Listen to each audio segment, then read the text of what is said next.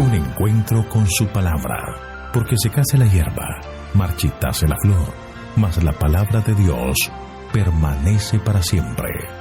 Con ustedes, el doctor José Ricardo Arias Quintero.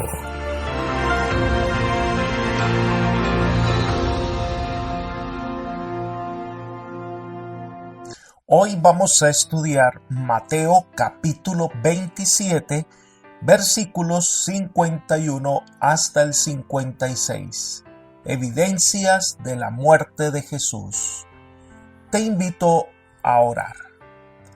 Padre nuestro que estás en el cielo, alabado, glorificado y exaltado sea tu santo nombre. Te damos gracias, Señor, porque tú nos provees todo lo que necesitamos para vivir.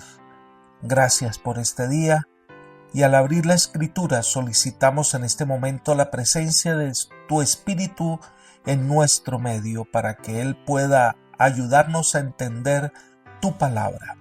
Gracias, Señor, por escucharnos y concedernos tu bendición, pues lo pedimos en el nombre de Jesús. Amén. Mateo presenta un resumen de la muerte de Jesús, cuando a la hora novena entregó el Espíritu y murió. Pero hubo otras evidencias del momento trascendental que se estaba experimentando en ese momento. Mateo capítulo 26, versículos 51 al 54, leemos lo siguiente. Entonces el velo del templo se rasgó en dos, de arriba a abajo. La tierra tembló, las rocas se partieron, los sepulcros se abrieron y muchos cuerpos de santos que habían dormido se levantaron. Y después que él resucitó, salieron de los sepulcros, entraron en la santa ciudad y aparecieron a muchos. El centurión y los que estaban con él, custodiando a Jesús, al ver el terremoto y las cosas que habían sido hechas, llenos de miedo, dijeron: verdaderamente, este era Hijo de Dios. Cristo estuvo clavado en la cruz entre la hora tercera, que eran como las 9 de la mañana, y la hora novena, aproximadamente las 3 de la tarde. Así que Jesús murió en la tarde. En el momento que expiró, coincidía con la hora del sacrificio vespertino. En ese momento ocurren 4 cosas. Número 1. La tierra tembló. Elena de White afirma que fue un momento muy tenso en el ambiente. Ella escribió: nunca antes había presenciado la tierra una escena tal. La multitud permanecía paralizada y con aliento en suspenso miraba al Salvador. Otra vez descendieron tinieblas sobre la tierra y se oyó un ronco rumor como de un fuerte trueno. Se produjo un violento terremoto que hizo caer a la gente en racimos. Siguió la más frenética confusión y consternación. En las montañas circundantes se partieron rocas que bajaron con fragor a las llanuras. Se abrieron sepulcros y los muertos fueron arrojados de sus tumbas. La creación parecía estremecerse hasta los átomos. Príncipes, soldados, verdugos y pueblo yacían postrados en el suelo. Libro El deseo de todas las gentes, página 704.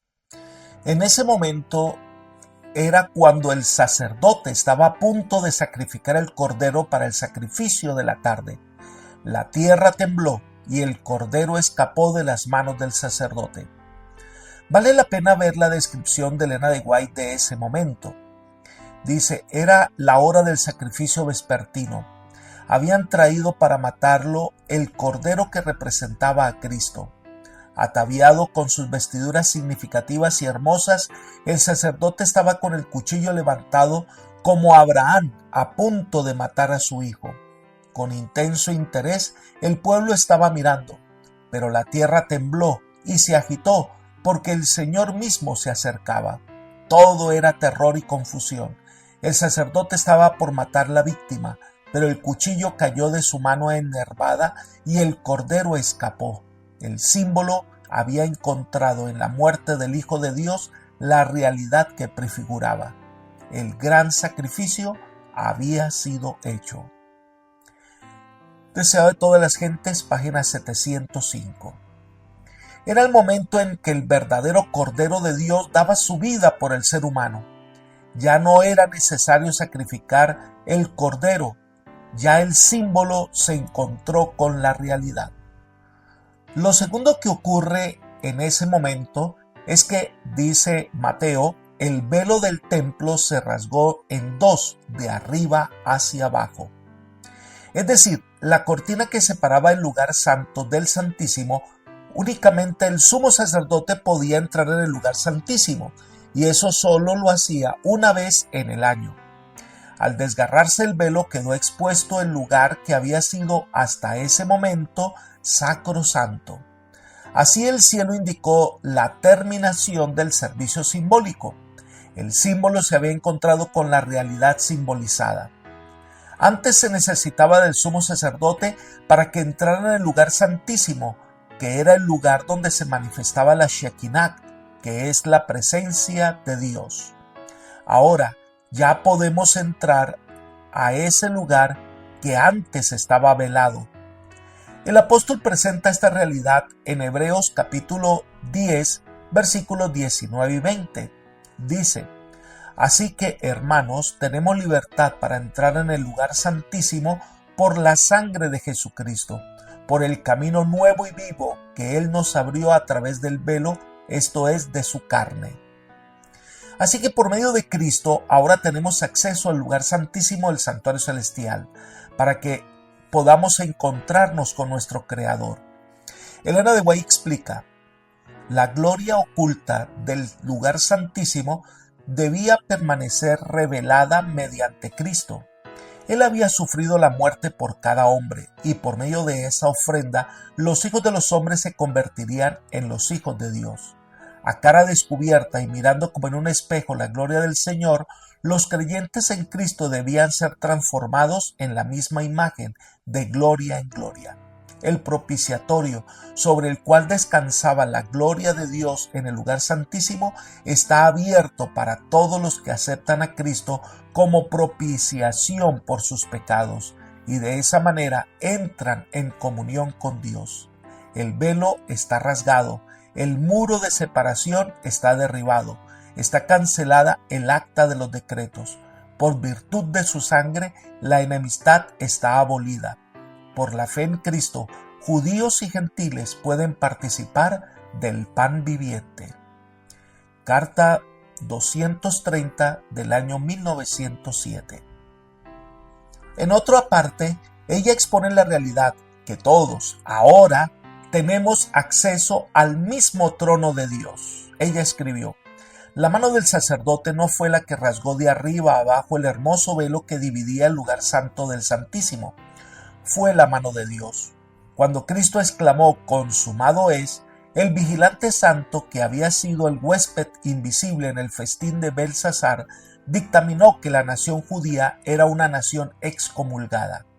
La misma mano que trazó sobre la pared los caracteres que registraron la condenación de Belsasar y el fin del reino de Babilonia, fue la que rasgó el velo del templo de arriba abajo, abriendo un camino nuevo y viviente para todos, encumbrados y humildes, ricos y pobres, judíos y gentiles. Desde ese momento, la gente podría ir a Dios sin sacerdote ni gobernante. Manuscrito 101, página 1897. Ya los oficios del templo ya quedaban terminados. La presencia del Señor ya no iba a permanecer en ese templo. Ya quedaba abolida todas esas actas del servicio ritual. Elena de White afirma: cuando Cristo exclamó en la cruz consumado es, el velo del templo se rasgó en dos. Ese velo significaba mucho para la nación judía. Estaba hecho con un material costosísimo de púrpura y oro, y era muy largo y ancho. Cuando Cristo exhaló el último suspiro, había testigos en el templo que contemplaron cómo el fuerte y pesado material era rasgado de arriba a abajo por manos invisibles. Este acto significaba para el universo celestial y para un mundo corrompido por el pecado que un camino nuevo y vivo había sido abierto para la raza caída, que todos los sacrificios ceremoniales habían terminado con el gran sacrificio del Hijo de Dios. el que había morado hasta ese momento en el templo hecho de manos, se había ido para nunca más impartirle gracia con su presencia. Sign of the Times, del 8 de diciembre del año 1898. Así que ese fue un acto directo de Dios para simbolizar el fin de todo el ritual simbólico del santuario. Lo tercero que ocurrió, Mateo introduce un elemento que ningún otro autor de los evangelios menciona. Él dice: los sepulcros se abrieron y muchos cuerpos de santos que habían dormido se levantaron. En ese terremoto los sepulcros se abrieron, pero estos hombres resucitaron cuando Jesús resucitó. Mateo lo explica: y después que él resucitó, salieron de los sepulcros, entraron en la santa ciudad y aparecieron a muchos. Esto es lo que se levantaron de la tumba, fueron hombres fieles consagrados al Señor y resucitaron como símbolo de todos los que resucitarán cuando Cristo venga por segunda vez. Así que hubo una evidencia clara de la resurrección de Jesús, ya que todos estos hombres hablaron con muchas personas. Elena de White explica: los cautivos que salieron de las tumbas cuando Jesús resucitó fueron sus trofeos como príncipe vencedor. Así confirmó su victoria sobre la muerte y el sepulcro. Así dio una garantía y las arras de la resurrección de todos los justos muertos. Los que fueron llamados de sus tumbas llegaron a la ciudad y aparecieron a muchos como resucitados, testificando que ciertamente Jesús había resucitado de los muertos y que ellos habían resucitado con él. Los sacerdotes y gobernantes supieron muy bien que algunas personas muertas habían resucitado con la resurrección de Jesús. Les fueron presentados informes auténticos por diferentes personas que habían visto a los resucitados y habían conversado con ellos y habían oído su testimonio de que Jesús, el príncipe de vida, a quien habían muerto los sacerdotes y gobernantes, había resucitado de entre los muertos. Esto está en Spirit of Prophecy, tomo 3, página 223. Una evidencia más del mesianismo de Jesús y su poder para salvar. Lo cuarto que ocurrió fue la confesión del centurión y los soldados romanos. Mateo registra ese momento diciendo: el centurión y los que estaban con él custodiando a Jesús, al ver el terremoto y las cosas que habían sido hechas, llenos de miedo dijeron: verdaderamente este era hijo de Dios. Estos hombres, que eran los encargados de la crucifixión, estuvieron cerca de todo lo que aconteció con Jesús. Escucharon sus palabras, vieron sus gestos, las oraciones por perdón que elevó al Dios del cielo, las palabras al ladrón de la cruz, la oscuridad, el temblor. Para él fue la evidencia clara que Jesús no era un reo cualquiera, era verdaderamente el Hijo de Dios. Elena de White comenta lo que pasó en ese momento. Estas palabras no fueron pronunciadas en murmullo. Todos los ojos se volvieron para ver de dónde venían. ¿Quién había hablado? Era el centurión, el soldado romano. La divina paciencia del Salvador y su muerte repentina, con el clamor de victoria en los labios, había impresionado a ese pagano. En el cuerpo magullado y quebrantado que pendía de la cruz, el centurión reconoció la figura del Hijo de Dios. No pudo menos que confesar su fe. Así se dio nueva evidencia de que nuestro Redentor iba a ver del trabajo de su alma. En el mismo día de su muerte, 3 hombres que diferían ampliamente el uno del otro habían declarado su fe: el que comandaba la guardia romana, el que llevó la cruz del Salvador y el que murió en la cruz a su lado. Libro El deseo de todas las gentes, página 715. ¡Qué contraste tan tremendo! Los líderes religiosos habían visto una tras otra las obras que Jesús hacía, sus enseñanzas y sus milagros, y no le reconocieron como el Mesías. Pero un soldado que ve a Jesús crucificado se dio cuenta que este hombre realmente era especial. Era el Hijo de Dios. Entonces Mateo registra un hecho muy interesante. Leamos Mateo 27, versículos 55 y 56. Estaban allí muchas mujeres mirando de lejos. las cuales habían seguido a Jesús desde Galilea sirviéndolo. Entre ellas estaban María Magdalena, María la madre de Jacob y de José, y la madre de los hijos de Zebedeo. Fueron muchas las mujeres que creyeron en Jesús. Algunas de ellas lo acompañaron y atendieron las necesidades del pequeño grupo. Se menciona a estas mujeres que encontraron sanidad y paz en Jesús.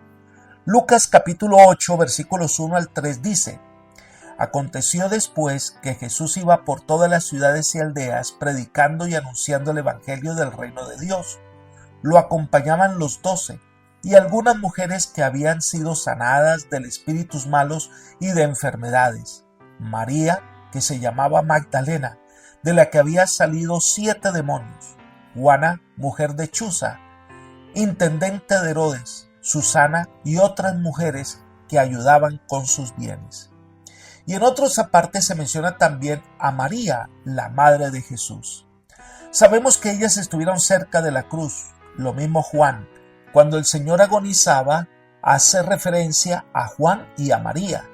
Pero Mateo nos dice que también estaban otras mujeres cuyos corazones estaban destrozados al ver a Jesús muriendo en la cruz como si fuera un criminal. El hombre que les había dado esperanza, que les había sanado, estaba muerto. Esta debió ser realmente una experiencia muy dolorosa. Elena de White describe lo que significó ese momento para los discípulos de Jesús. Con la muerte de Cristo perecieron las esperanzas de sus discípulos. Miraban sus párpados cerrados y su cabeza caída, su cabello apelmazado con sangre, sus manos y pies horadados, y su angustia era indescriptible. Hasta el final no habían creído que muriese, apenas sí podían creer que estaba realmente muerto. Abrumados por el pesar, no recordaban sus palabras que había predicho esa misma escena. Nada de lo que él había dicho los consolaba ahora. Veían solamente la cruz y su víctima ensangrentada. El futuro pareció sombrío y desesperado. Su fe en Jesús se había desvanecido, pero nunca habían amado tanto a su Salvador como ahora. Nunca antes habían sentido tanto su valor y la necesidad de su presencia. Libro El deseo de todas las gentes, página 717. Las mujeres mencionadas, la madre de Jesús y Juan, permanecieron al pie de la cruz como vigilando el cuerpo de Jesús. Pensaban ahora cómo darle sepultura. Apreciado amigo y hermano, el estudio de estas escenas finales debe conmover hasta lo más profundo nuestro corazón, al saber que todo lo que ocurre no fue casualidad. Dios estaba proclamando a voz en cuello que Jesús moría por los pecados del hombre y que ahora nos toca aceptarlo a Él como nuestra única manera de salvarnos. Que el Señor hoy te bendiga y te guarde y te guíe por sendas de paz, es mi oración por ti. Amén.